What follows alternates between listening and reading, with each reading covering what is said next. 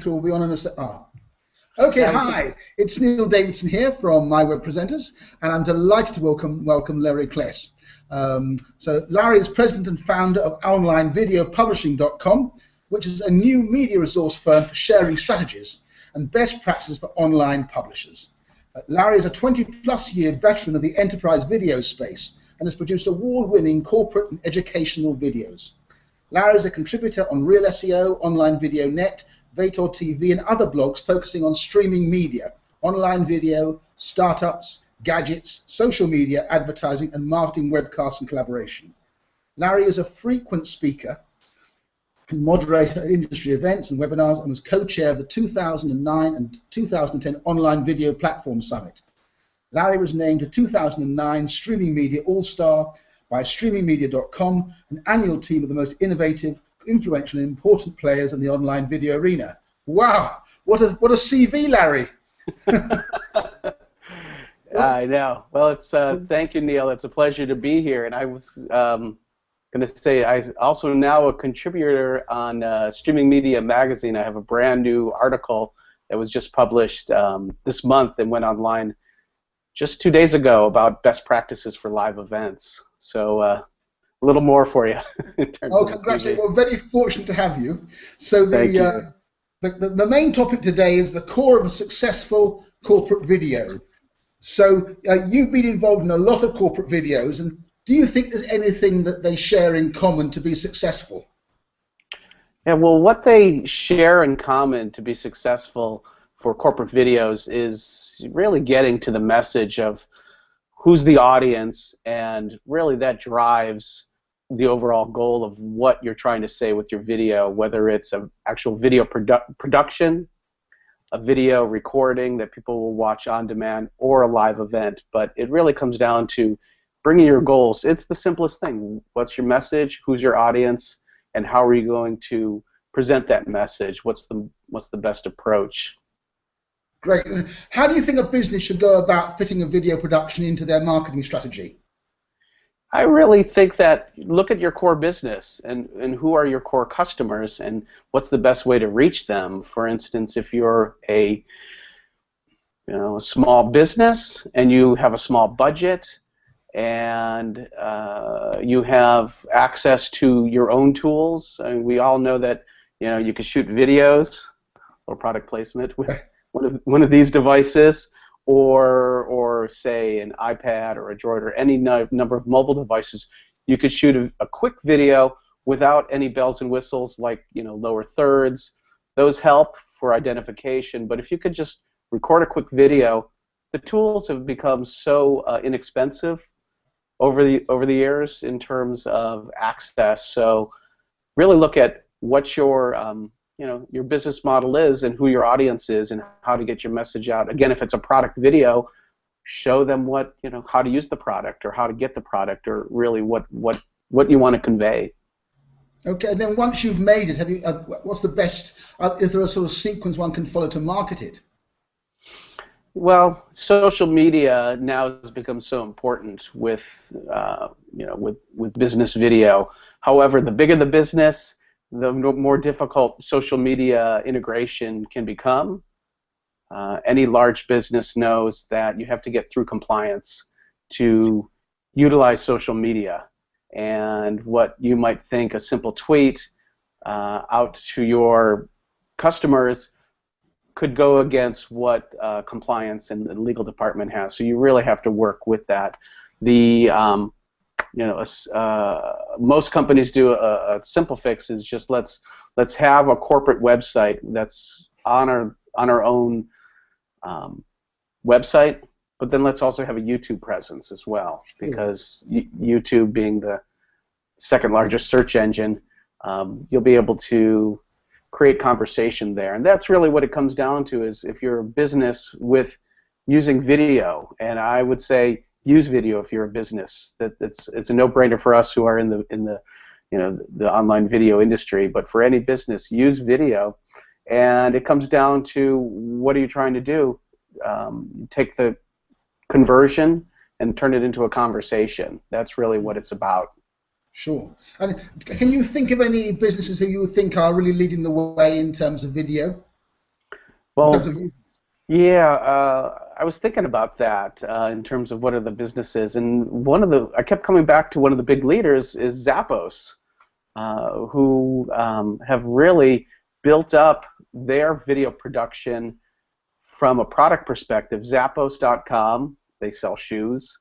Um, they are, one of the largest online retailers in terms of footwear, and they've basically set up a video production um, department, if you will, right there on the assembly line, so to speak, not where they're making the shoes, but where they're packaging the shoes, where shoes are coming in and out. They're capturing and making these short videos, and that's the key, short videos, something that's people could watch in a short amount of time. And the interesting thing is, anytime you shoot a video, you're going to have bloopers, right? You're going to Yes. make some mistakes, and bloopers go over so well. In terms of video, in terms of business video, everybody loves to watch a blooper reel, right? We've Sure. seen that so much. Yes. So they even include blooper reels too. So you really get to know some of these the folks in the videos. You start to get personalities. I've seen really great use of video within the real estate sector, where real estate agents also become a bit of personalities too, where you have a video. What's an example? I've seen a lot of the GoPro videos. You've seen those, the small Yeah. videos where you put them on your helmet when you're when you're snowboarding or surfing or riding your bike or anything. I've seen folks put those in their cars, just on the dashboard, and they're driving and doing a tour. Like, I'm going through this neighborhood, and this is a great neighborhood for. So in a way, it's similar to what, say, Jerry Seinfeld's doing with his new web video called "Comedians in Cars Drinking Coffee." They're just driving around, and well, Seinfeld in particular of being a comedian personality going into web video, but you could turn it the other way, be someone who doesn't really have a big audience, but use video and use the internet to gain that audience, and then really focus it to the audience you're trying to get, target it to, and say with real estate, to your potential customers. Is he keeping the videos short as well, or does he use longer ones? Well, it depends on your definition of short. They are considered webisodes, so they're between 12 to 15 minutes. Okay, well that's quite long, isn't it? Yeah, that is for video, but in terms of shorter videos, yeah, I would say, the golden rule, 2 minutes, 3 minutes. When you Yes. get to the 5 minute mark, it's getting a little long. Yeah. Wouldn't you agree with that, Neil? Absolutely right. You have to have something really worthwhile to say to go over 3 or 4 minutes, I think. Right. But so we've all made our mistakes, Larry, and we've learned from them, led on to successes. Have you made anything in particular, a mistake that you've learned from and has helped you move on? Yeah. Well, we all make mistakes, and that's the I guess the blessing and curse of our business is, bless it for what you've learned and move on. And those who are, those who doomed to repeat the past. There's a quote there. I know I'm having trouble here. I'm having trouble here live to repeat it. Those who don't remember the past are doomed to repeat it. That's it. So I would say some of the mistakes I've made it comes down to preparation, not being ready, not planning all those details. If you're doing a video production, make sure that you've done things like done a site survey, scout out that location. I'm thinking about, more pointed to your question, big mistakes. I do a lot of event production where video is used to convey the live message, from people doing a presentation to a live audience in a room, in a ballroom, in a exhibition hall, to a live audience, and then also to a virtual audience. So could be thousands of people watching online. And one of the mistakes that I learned from right away was have backup, in a live situation, have a complete redundant system for streaming in particular, because if you're a computer that's streaming it out to, say, thousands of people, a lot of these events that I do, we could have several hundred live in the room, but there's thousands watching. So the balance is there's more people online watching, versus people in the room. So if we lose that online audience, we're going to lose, more than, the majority of our audience. The people in the room don't know because they're out of sight and out of mind, and that's a whole nother conversation about how to make it more engaging and connected. But that's what I learned from, because I was doing an event, I had one video encoder going, that encoder went down, we lost the webcast, and quickly had to, get back up and running and have the, have the webcast back up. But we did lose some time, so, moving forward, we always had 2 encoders going at the same time. It sounds like a simple, plan. Like, why didn't you do that in the first place? But, you learn from your mistakes, and you always have backup redundancy. Well, with video, they always say you get experience shortly after you needed it, and that happens with filming, doesn't it? You always learn you should have had something else. But well, yeah, and I would say too, like say you're shooting a video production and you're doing an interview. You think, okay, well, my camera, this is camera, my great quality. What if you get to the location and, oh my gosh, I forgot the batteries? Yeah. I forgot the microphone. What are you going to do? You really have to have some sort of backup, some, ingenious ploy to, basically save the production, because as we know, video does cost, whether you're shooting with, a mobile device or a, small, say you're still using a flip camera or something.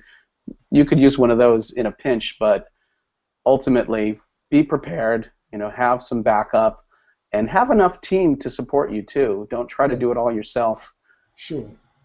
And what are the big opportunities that you see for the coming year using online video? Is it more YouTube, or is there anything else out there?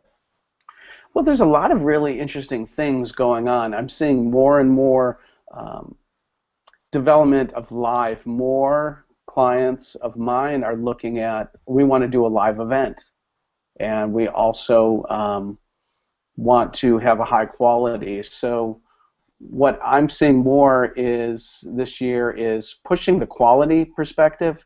People love HD, but does it make sense to do an HD webcast? Right.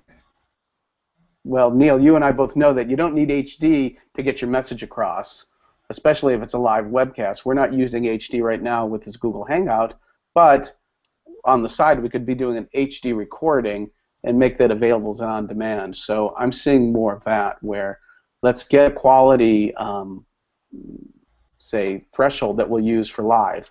That's low bandwidth, but still we're going to get the message. More and more people are going live. They keep saying it might be the tipping point for live this year.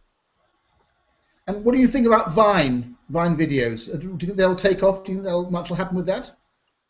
Well, I think to a certain extent Vine might be one of those, the term flavor of the month. It could be that, because no sooner than Vine's popularity grew, and also too, I could tell you that more and more people started looking at their wireless bill and saying, hey, I've hit my limit here. Vine, because not only does Vine use your data plan for recording, it also uses your data plan for viewing, and it sucked up my son's data plan like that. So something like Instagram, I think, replaced that right away, like the following week, because it's more, it's a Facebook product now. So I think we'll see it, because Facebook has, you could look at Twitter has Vine, Facebook has Instagram. You could say, well, which of the two platforms? Because everybody loves to the battle between the platforms, who's going to win. I think Facebook ultimately has the more immersive platform that we'll see Instagram take hold. But in terms of the question more pointed is these short videos, these 12-second videos, will they catch on? Maybe more of a novelty. Different companies, I've seen that over time. Different companies could sponsor, short film festivals. Try to help us get our product in 12 seconds. However, I can see that catching on, but you really gotta tone your message to get it in. You know, even half the time of a regular commercial, 30-second commercial or something like that. You'd have to, maybe online it would catch more than it would anywhere else. Yeah.